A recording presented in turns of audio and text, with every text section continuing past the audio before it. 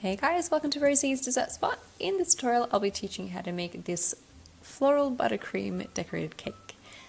I'm applying some buttercream onto my 8-inch cake board, applying a 5-inch cake board on top and letting that set in the freezer. In the meantime we'll work on our cake. This is an 8-inch cake that I'm using here and I've cut 2 of those in half so we have 4 layers of cake in total. Filling it in with some American buttercream and then creating my crumb coat. So this is just a thin layer that goes on the outside of the cake to trap in any crumbs. I'm applying it with my spatula and then I'm kneading it, making it neat by going around with my bench scraper. Clear up the top and pop that into the freezer to set. Do the exact same thing with a 4-inch cake and that's sitting on a 5-inch cake board. The cake board base will help us to create a much thicker buttercream finish. And then here I've got the 8-inch cake again, going in with some buttercream that I've tinted slightly green, clearing up the sides and the top of the cake as well, and popping that back into the freezer to set. Do the same thing again with your 4-inch.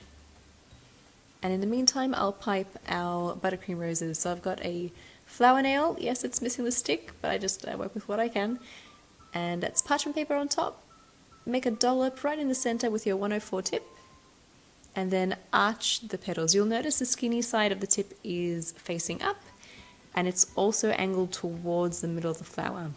As you keep arching those petals and you get closer to the outside of the flower, that skinny side will be angled more towards you so the petals are able to flare out more and it looks like a fuller rose.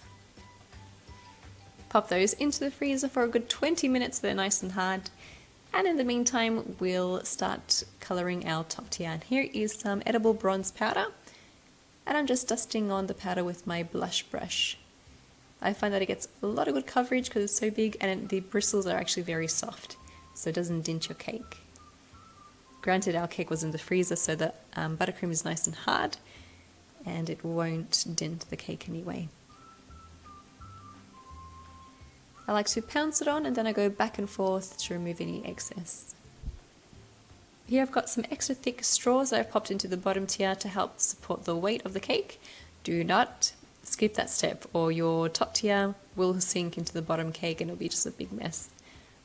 And I've stuck that on with a little bit of pink buttercream, making sure it's nice and centered, and then removing your hands.